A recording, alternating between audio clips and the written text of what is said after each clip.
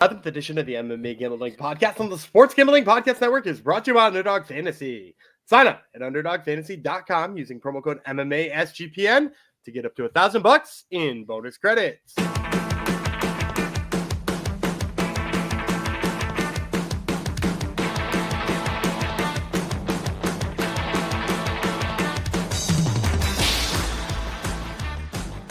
Heidi ho, degenerinos. Welcome to episode 811 of the MMA Gambling Podcast on the Sports Gambling Podcast Network, dedicated to Lee Everett 12 on YouTube, who thinks Eddie Hall can win. So there you go. You go. Eddie Hall can win? Yes, you go, Lee Everett. You go. I do not, and I am blasted. Based on what? I'm wondering based on what. Yeah, well, we'll have to ask the man. Being a big dude. Yeah, that's Gumby Vreeland. I am Blasto Sepulch at Fox, and we are back, baby, for the other half of the UFC. Yesterday was the 8-fight prelims. Today we got a 6-fight main card, and as we said yesterday, a pretty well put together card. Decent odds, even though, like I said yesterday, the odds have kind of gotten away from me on a few of the fights. But yeah, hard to pick winners for a lot of the bouts. And Gumby's gonna agree. I think. There were some that were tricky. There was actually, there were two that I had left off including the first one we're going to break down today, that I had just like left off in terms of picking until, pretty recently. Yeah. The leadoff one today is trickier than I think people realize. Well, yeah, the line is definitely wider than it should be. That's for sure. So, of course, we are dancing around UFC Kansas City is what we're talking about. UFC on ESPN. Machado Garry versus Prates in the T-Mobile Center in Kansas City, Missouri, if you want to go to it. But I'm sure the tickets are ridiculously expensive because people are always complaining about how much. They are less bad than they usually are, I will say. Really? I went to look at what they were, not because I'm heading to Kansas City anytime soon, but I was like, I wonder what they are. In both this week in Kansas City and next week in Des Moines are way better than most regional fight cards. They're still a little pricey, but they're better than most regional fight cards. Yeah, we don't have a Apex card for quite a while now. They're on the road for a bit, right? We got Missouri this week. We got Des Moines next week. Then it's a pay-per-view up in Montreal, right? Finally going to Montreal, and then maybe it's Vegas after that. I'm not positive. So the Apex. So anyhow, it's good, which means we're getting fight cards. They actually put a little bit of effort into because they want people to buy tickets to it. So. All right, before we get you your winning picks here, reminding you, in fact, I'm telling you, tonight is actually the night, Thursday night. Tune into the SGPN NFL Draft Show. Live watch party for the entire round one of the NFL Draft, featuring all your favorite hosts and fans from SGPN. Tune in tonight, Thursday, 8 p.m. Eastern Time at youtube.com/sports gambling podcast. That's youtube.com/sports gambling podcast. Gumby's dogs will be there, correct? They seem excited about it. They are, because only dogs get drafted in the NFL. All right, we're going, like I said, the main card is today. So I don't have a start time. The prelims were 6? So the main card is probably 9, I would guess, because the prelims are pretty stacked. So we'll say 9 p.m. We'll say ESPN Plus and ESPN 2, even though it's listed as UFC and ESPN, which is kind of a lie. Sportsnet up here in Canada. We're starting with middleweights. Ikram Aliskerov versus Andre Muniz. Let's break it down. Muniz is Sergipano, which is like an area of Brazil, I believe that he's from. He's 24-6, 4 knockouts, 15 submissions. He's been knocked out 5 times, submitted once. 6-2 in the UFC. He's won 1 of his last 3, 10 of his last 12. That sounds better. He did win his last bout. He went 2-0 on Contender Series. He's fed at 205. He's a regional champ. He's 2009 pro MMA debut. An inch of height, 2 inches of reach. Better grappling stats than Aliskerov, despite his name not ending in OV. He's been outstruck in the UFC, but by the smallest of margins. Minus 0.02. He's at plus 460. Aliskerov, 15-2, 6 knockouts, 5 submissions. He's been knocked out twice. 2-1 in the UFC, 7-1 over his last 8. He did lose his last bout via KO. 1-0 Contender Series, missed weight twice at 170. Used to fight at 185. 2012 pro MMA debut. He's a multi-time world champion in Sambo. 2 years younger than Muniz. 3 times more active landing strikes. He's been outstruck by 0.24 strikes per minute, minus 550. I took Aliskerov. I think he's a better fighter, but like you said, this isn't like I just chalked it up as obviously I'm taking him, but maybe I shouldn't. It shouldn't be so obvious, and the odds shouldn't be this wide. Dan? I mean, for me, the big problem in this fight for me, and I was debating it at like negative 300 plus 260 or something like that. Mm-hmm. And I was like having a serious debate about Andre Muniz. It's just that, like, when it does hit the mat, Muniz is one of the better middleweights in the UFC, right? Like, in terms of his just pure jiu-jitsu grappling, like, Andre Muniz might be one of the better submission specialists. The problem is just that he has no way of getting it there against anybody with any kind of wrestling, which is ultimately why I wound up with Aliskerov. And again, I don't like that price either, because, like, he's a guy who likes to take people down and submit him too. He's got like a whole bunch of like Americana and Kimura finishes on the mat, which are like super uncommon, and like he's certainly not going to get him on Muniz. But like I don't know if he's excited about the fact that he gets those kind of finishes all and goes to the ground. I could see him getting caught. Now, as long as he goes in there and fights like he should fight, which is the exact reason why I was on the fence about the last one with Jimmy Flick and Matt Schnell. Go back to yesterday's episode. I was saying if he fights like an idiot, he'll lose this fight. And like I feel the same way about Aliskerov. But if he goes in there and is just like, you have to strike with me, he's so much better on the feet. Like, so much better on the feet. Everyone is, though, really. Yeah, like Muniz is like, he's almost as one-dimensional as you get in the UFC now, and it's at middleweight, which is already like a one-dimensional division. So that makes it even worse for him. And against the guy who can stuff his takedowns and force him to box, like, as long as he doesn't fight like an idiot, this is Aliskerov's fight. So I'm not anywhere near interested in negative 500, but Aliskerov's the right play here. When does a fighter ever fight dumb, though? Really, Gumby? I mean, fighters always stick to the game. Who has low fight IQ at middleweight? Somebody give me a especially middleweights. Come on, that's the smartest weight class you're gonna find. All right, we're going down weight class to welterweights. Not quite as dumb as middleweights. Randy Brown versus Nicolas Dalby. Tell you about Dalby first. Apparently, his name is Danish Dynamite now. Is one of his nicknames. That's always been his nickname. Yeah. Really? I've always known him as Locomotivo. Yeah, he's got that too. Yeah. 23-5-1 with 2 no contests. He's been he's got 7 knockouts, 4 submissions. He's never been finished. That is the epitome of durable. 4-1 over his last 5, but he did lose his last bout. He's a Cage Warriors champ. He's also has multiple regional championships on his mantle. Correct. Get our shirt, get our merch, sportsgamblingpodcast.com/store. Get sticky. 2010 pro MMA debut. He's outstruck his opponents by 0.54 strikes per minute. He's at plus 205. Rude boy Randy Brown, 19-6, 7 knockouts, 5 submissions. He's been knocked out twice, submitted twice. 13-6 in the UFC, 3-1 over his last 4, 7-2 over his last 9. He did lose his last bout. He's a regional champ. He's been around since 2014. He's 4 inches taller, 4 inches of reach, 6 years younger than Dalby. So all that in his positive. The strengths column, better striking stats and more active lightning strikes than Dalby. Better grappling stats as well. He's outstruck his opponents by 1.11 strikes per minute. He's at minus 225. I'm going to go Nick Dalby. Oh, interesting. Yeah, I mean, like, he had that fight with Renat Fakhretdinov, who ultimately hit enough takedowns to win the decision. But if you go back and rewatch that, it really comes down to that third round about whether or not the control time of Fakhretdinov is better than the strikes landed by Dalby. And, like, you know, by the rules of MMA, they really shouldn't be, right? Like, he didn't do very much damage on the mat. Like, he's supposed to, you know, do something other than just assume those positions. And, like, Dalby really did more in that fight. And if you want to go back before that, I mean, we got Dalby beating Gabriel Bonfim, you know, Muslim Salikov, and largely, like, you know, he's not a better grappler than anybody, but he's got insane cardio. He'll get in your face and he'll mix it up.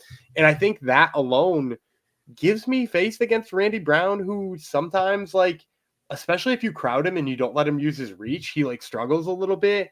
So between, like, you know, Brown occasionally looking like a little bit out of his element once in a while, and, like, just never being able to count Dalby out. Like, Dalby is, what'd you say? He was 5-1 in his last 6 fights. Yeah. With I think with a split loss to Renat Fakhretdinov. Like, and I'm still getting him at, what is it? Plus 205. 205. Yeah. Like, yeah, I'll take Dalby all day at that price. Yeah, he's my pick here. Yeah, he's 4-1, lost his last bout. I'm taking root by Randy Brown. Randy Brown's good. I think he kind of reached his level. Like we saw, who did he lose to last fight? It was Was it did he get knocked out by Jack Della Maddalena? I think so. Yeah. He's not at that level, which we didn't really expect he was. No, Brian Battle. He lost it. Oh, he lost to Brian Battle too. Yeah, he's not really on the Brian Battle level either. It's not really not. But isn't Dalby on the Brian Battle level? Wouldn't you say? I wouldn't say so. Dalby durability. Obviously, he's the most. I mean, he beat Gabriel Bonfim. Yeah. No, I would take knocked him out. I think Brown can beat him, but it's going to be tough. Obviously, I don't think he's going to finish him. Obviously, he's going to win via decision if he does win. Bigger and younger, you would think the damage eventually is going to catch up with Dalby, but who knows?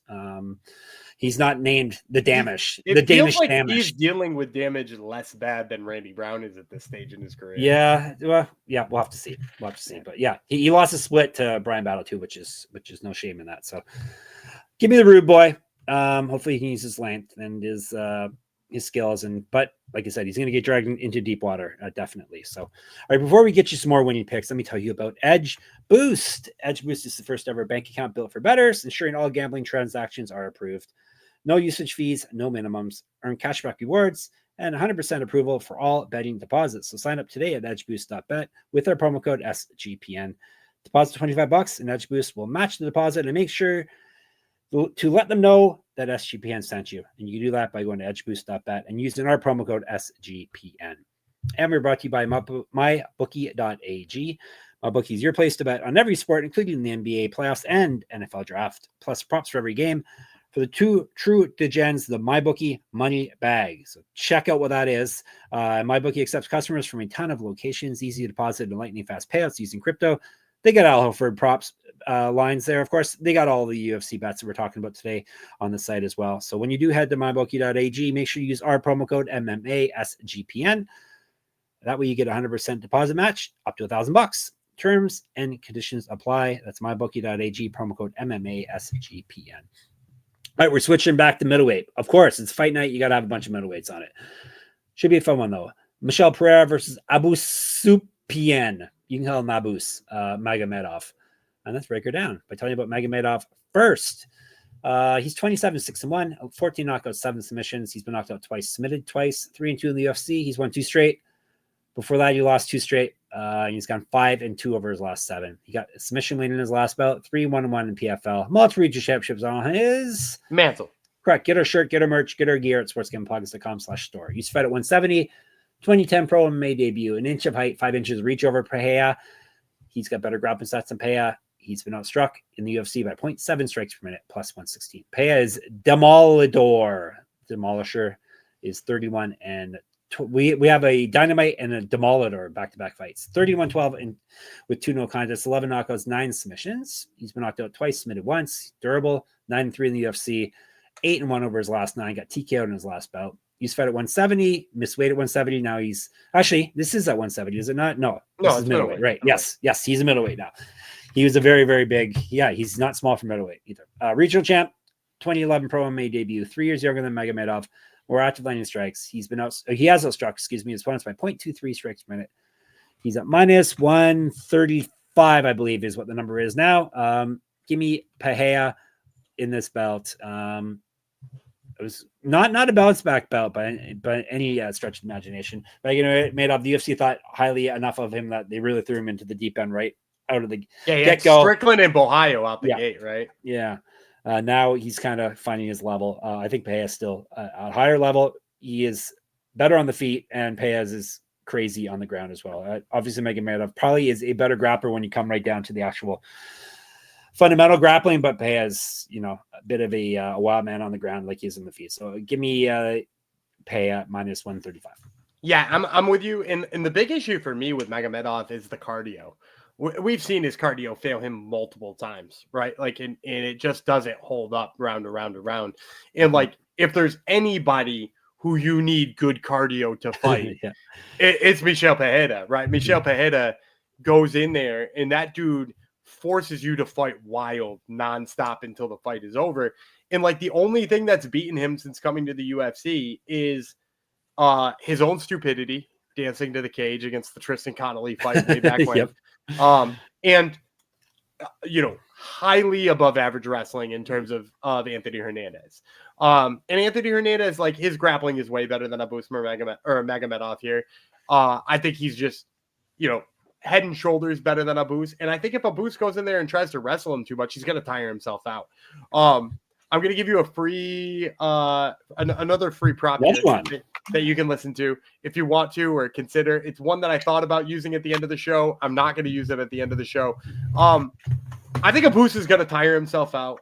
I love Pereira's ability to tag him, but what does Michel Pereira do when he tags somebody when they're tired? Chokes him out. He tries to choke him out. Yeah. Right. Like he immediately goes to the grappling and it's like, I want to show you I'm a better grappler than this grappler. And granted, it doesn't make any sense because he's already hurt him and he's already tired and like it doesn't actually show he's a better grappler, but he loves to do that. And right now his submission prop is plus 800. Wow. I'm just saying, crazy. We've hit him at crazy numbers before. Would not be surprised if they tired up Booster Magomedov, or why do I keep saying they're Magomedov? Magomedov gets like face cranked in the second round. Can you bet for a face crank? That would be some books allow for it. real? Nice. There's one offered in Massachusetts, an onshore in Massachusetts that offers specific submissions. So yeah, feel free to dig around on that one. Who would ever live in Mass though? For really crazy people. Yeah, crazy people. All right. Yeah, that's pretty wild. So we're both in on speaking of crazy people, Michel Pereira. He's a crazy man in the cage. Featherweights, Giga, Chikadze. Remember him? He's still around. He fought one time. He fought, yeah. He was a prospect at one point, kind of, I guess. He was kind of old to be a prospect always, but he's fighting David Onama, the aforementioned as yesterday's episode. We're going to tell you about Chikadze first. He's a ninja. That's why we haven't seen him. He's been around the whole time. We just can't see him. 15-4, 9 knockouts, 1 submission. He's been submitted once. 8-2 in the UFC. Loss over his last 3. 9-2 over his last 11. 0-1 in Contender Series. Who did you lose to, Gumby? Giga lost to Giga. It was a long time ago. I want to say Jamal Emmers, but I think that's a split he had in his first fight. Nope, not Jamal Emmers. He beat Jamal Emmers. Yeah, he beat Jamal Emmers by split in his second UFC fight. Second UFC fight. Dana White Contender Series 10 in June of 2018. He lost via submission, rear naked choke. In the first year of it? Mm-hmm. I'm out. I don't have Austin Springer. Have you ever heard of him? Oh, yeah. Austin Springer. A good grappler. Yeah. Yeah. Well, he choked him out. So, all right. That was Contender Series. He used to fight at 155. He went 0-1 World Series of Fighting. I won't ask you about that one. 2015 Pro MMA debut. 38-12 as a kickboxer. I think that's only a partial record. An inch of height over Onama. He's outstruck his opponents in the UFC by 0.42 strikes per minute, plus 150. The silent assassin, David Onama, is 13-2, 7 knockouts, 4 submissions. Never been finished in a fight. 5-2 in the UFC. He's won 3 straight in 506. He has not lost since August 2022. He's missed weight before at 145. He's fought at 155. 6 years younger than Chikadze. Better, more active line strikes. He's outstruck his opponents by 0.53 strikes per minute, minus 175. It's gonna be, yep. David Onama. And I've been a big Giga Chikadze guy over the years. The layoff for me is a huge problem because this is a guy who lives on timing. This is a guy whose timing is his best attribute. And now you're going to tell me he gets 2 years out of the cage to not work on his timing. In addition to that, like David Onama is a damn good grappler. I think people sleep on how good he is on the ground. Go back and watch his fight with Garrett Armfield, which granted Garrett Armfield coming up a weight class, short notice and stuff, but he dominated that dude on the ground and arm triangled him pretty easily. And like, Giga has had trouble grappling guys who aren't good at grappling. No offense to Calvin Kattar, but Calvin Kattar is a boxer, right? Calvin Kattar won his fight with Giga Chikadze by taking him down. He wound up just like getting a little bit fed up on the striking and taking him down. And then the other piece I really like about Onama in this fight is he'll have the strikes we remember. David Onama hits really hard. Giga Chikadze like sticks and moves and kind of like point fights. Outside of like maybe hitting a body kick, I'm having a tough time drawing a path to victory here for Chikadze, especially with the timing all messed up. So give me David Onama. Would love to see him get his grappling going early in this one. All right. Very good. We're both in on Onama. We're to our main event already. I have a feeling you're going to... Co-main event. Right. I'm sorry. I have a feeling we're going to be on the same page here as well. Light heavyweights. Anthony Smith in his retirement bout. It's always good to announce it that you're going to retire. I think it's about the second or third one, 4, 5 fights too late for this, but anyhow, apparently he's retiring. He's fighting Zhang Mingyang. He may make sure he's going to retire. Zhang might make sure there's no coming back. Lionheart Smith is 38-21. Yikes.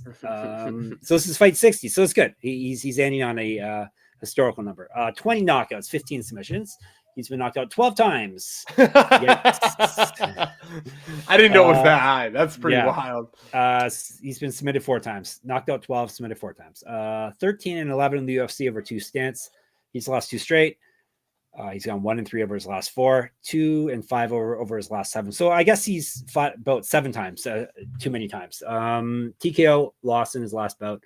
He just wanted to feel something, man. Multiple regional championships on his mantle. Correct. Get the shirt, get our merch at sportsgamblingpockets.com/store. He's fed at 185, 2-0 in Bellator. Bellator never die. RIP. 2-2 in Strike Force. Strike Force never die. We're losing another one. Another former Strike Force fighter. I mean, if he retires. Yeah, that's true. Hopefully this is it for the UFC at the very least. His missed weight before at 185, but he's up at the big boy 205 weight class now. 2008 Pro MMA debut. 2 inch height, 1 inch reach over Zhang. Better grappling stats than Zhang, minus 160. Sorry, he's been outstruck by 1.68 strikes per minute. Not a minus number beside his name at the books. He's plus 400. Mountain Tiger, Zhang Mingyang. 18-6, 12 knockouts, 6 submissions. So he's finished everyone. He's been knocked out 3 times, submitted twice. He owes his rounds. 2-0 in the UFC, 1-0 on road to UFC. He's won 11 straight fights. He's not lost since October 2019. He's fought at heavyweight, 2014 Pro MMA debut, 10 years younger than Smith. Better striking stats, twice more active landing strikes.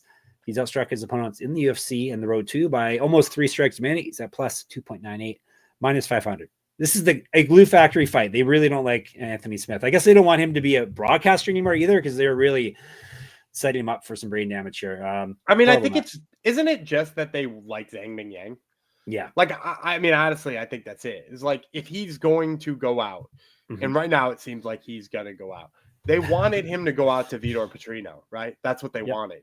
Vitor Petrino pieced him up on the feet, was ready to knock him out, shot the dumbest takedown I've ever seen in the history of MMA, and got himself submitted. And they're like, okay, well, if we can't build Vitor Petrino, who do we have from a market we want to play in who is a beast mode knockout artist who won't shoot a dumb takedown on him? And the answer was Zhang Mingyang. So more than hating Anthony Smith, I think this is a love for Zhang Mingyang and realizing that he is like one of the very few male Chinese prospects the UFC has right now. And, you know, we talked about him, you know, putting out a future on him at the beginning of the year, because like if he goes out there and he knocks out Anthony Smith, like he is maybe 1 fight away from that light heavyweight title right now. And, you know, I don't know what his takedown defense looks like. That's maybe my only pause in this fight. Is like, I don't know what it looks like if Anthony Smith shoots a takedown, but like he uses his range so well. I really don't think he's going to have to worry about it. I think he's going to tag him on the way in. So give me Zhang Mingyang here. Yeah, this could be very, very, very ugly. All right. Zhang is her pick, but it gets ugly. If you stick around MMA too long, it's going to get ugly. And it's been very ugly for Anthony Smith for quite a few years now. All right, before we get to our main event of the evening, it's time for Gumby's bonus underdog pick'em play. Underdog pick'em, you can play any sport and win up to 100 times your money. What's your play, Gums? We're gonna go to the UFC. I'm gonna take the higher than on Jackie Amorim's takedown projection. Right now, it's listed at 1.5. You know, she's fighting Poliana Viana, who, you know, gives up a fair number of takedowns, but also gets up pretty well, which I think is a key piece to playing a takedown projection. So Jackie Amorim higher than 1.5 takedowns. You think Viana's going to pop up enough? It just wants, it only needs one. We only need one. That's true. Yeah, right. All right, excellent. I'm just seeing a news story that John Jones has pulled out of a fight. So there you go. A fight we didn't know he was in? Exactly. He's pulled out of his Tom Aspinall fight. And he's going to... Is he going to vacate? Is this live news? This is off of Yahoo Sports. They're generally acceptable news sources. Instead, Aspinall is going to face Cyril Gahn for the interim heavyweight belt. Okay, he's going to defend it again. Oh, okay. Never mind. You know who their source is? Yahoo source. Chael Sonnen. Forget. That's not a real source. Forget what I said. Yeah. Okay, sorry. No, cut that out. All right. I told you about Underdog. No, you gave us a pick. I didn't give you the code yet. MMA SGPN is our code. And if you type that into underdogfantasy.com, you get a special pick and a first time deposit offer up to $1,000 in bonus credits. Underdogfantasy.com, promo code MMA SGPN. Such a joke. The people use Chael Sonnen as let's use the biggest troll around as our source. Rhythm, RITHMM. Rhythm is your home for AI back picks and props. Rhythm is now live for Major League Baseball. Plus, they got models for NBA and golf. Picks so good it feels like cheating.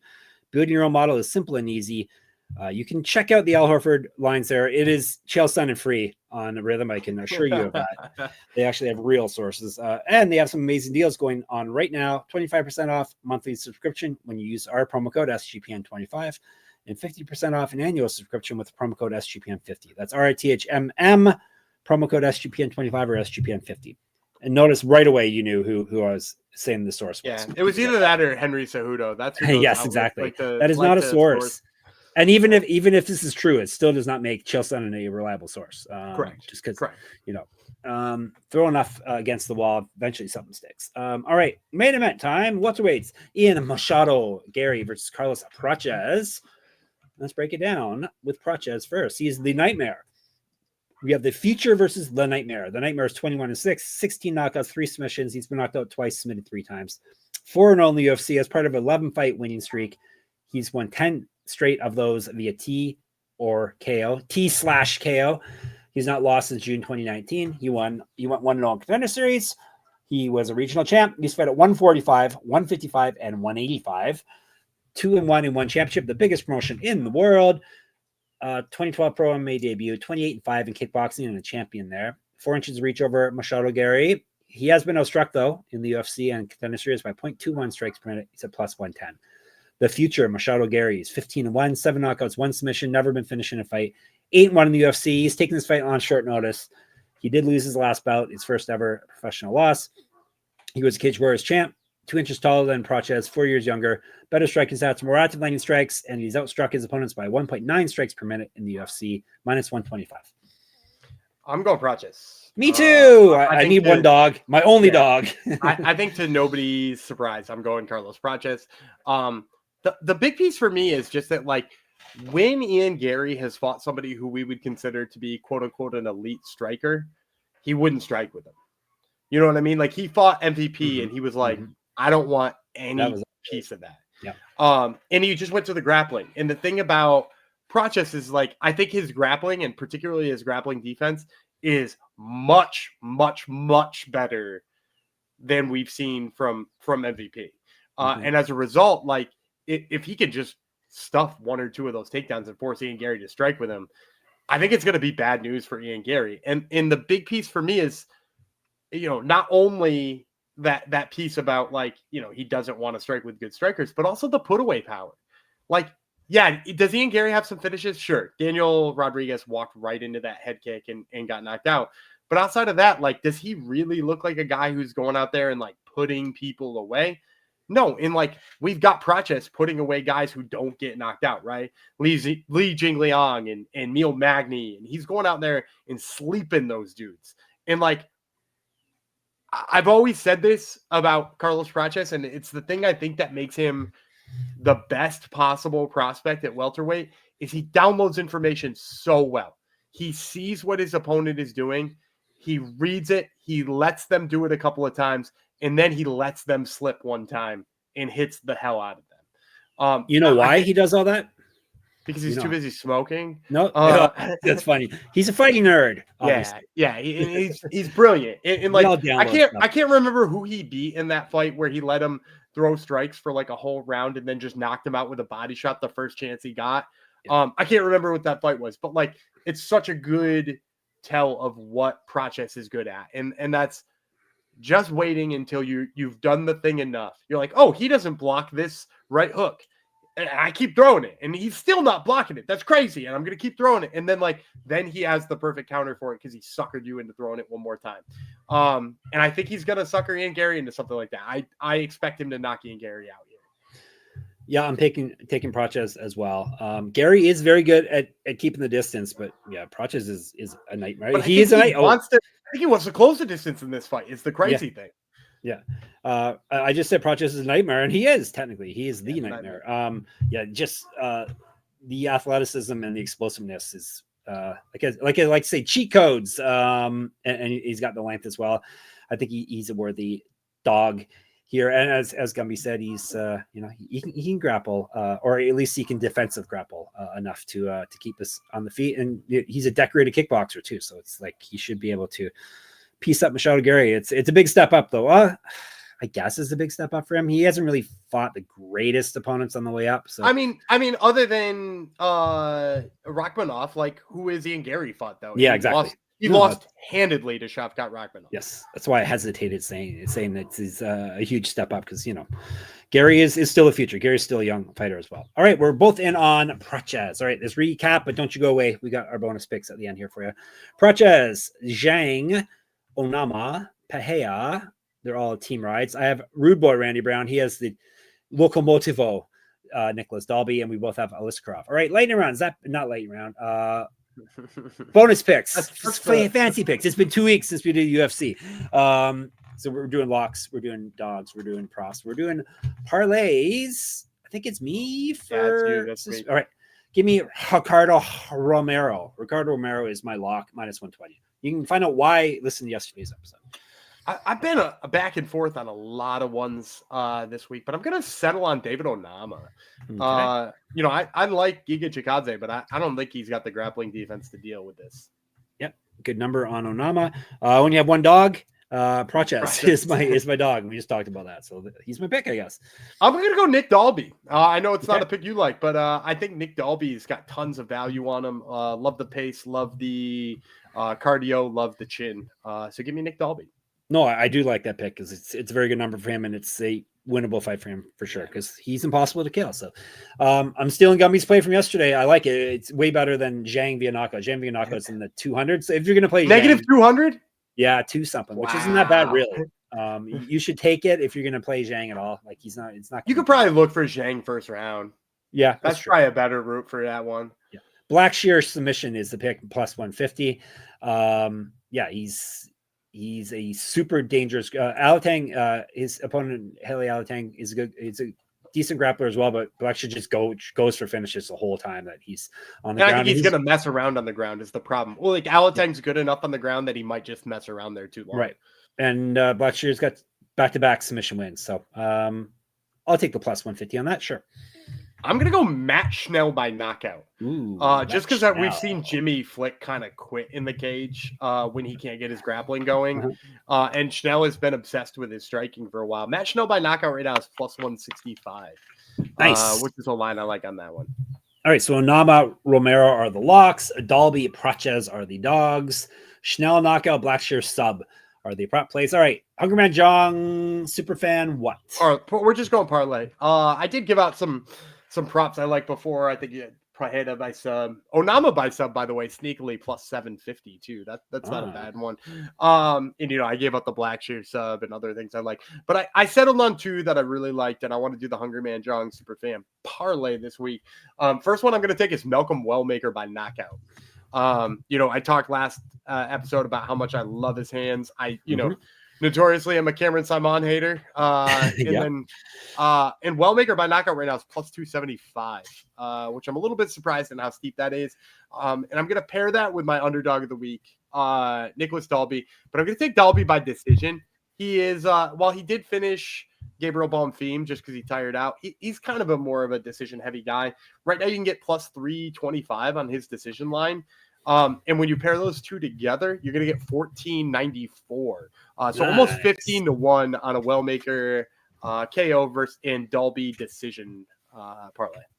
All right, you're all set now for the UFC. We'll be in the Discord chatting about it at sportsgamblingpodcast.com/Discord. Right now, currently, it's a debate whether Ian Machado Garry is a cuck or not. So if you want to get in on that debate, jump in. Do they have odds on that? People are like, do we have evidence for it? And can you confirm this and that? So I'm serious. So yeah, check out the Discord. I haven't been in today. That's great. We're in the fights, #fights channel on there on YouTube, MMA Gambling Podcast. Make sure you subscribe and then fire away in the comments. SGPN MMA on Twitter, X. He's at Gumby Vreeland. I'm at Jeff Fox Writer. Jeff Fox at Jeff Fox Writer on Instagram as well. Now you know who's going to win and how you can enter my free pick'em contest and win yourself some prizes at moneymma.substack.com. Gumby has the Top Turtle MMA podcast. Let people know who is on your show this week. Evan Elder and John Paul Lesbournoyani. There you go. Easy for him to say. So check it out, Top Turtle MMA. And of course, sportsgamblingpodcast.com is where all our writing is. sportsgamblingpodcast.com/store for our merch. sportsgamblingpodcast.com/Patreon for our bonus content. Gumby, bid the people farewell. I'm Dana Gumby Freeland. He's the Lionheart, Jeff Fox. And we will see you on Sunday.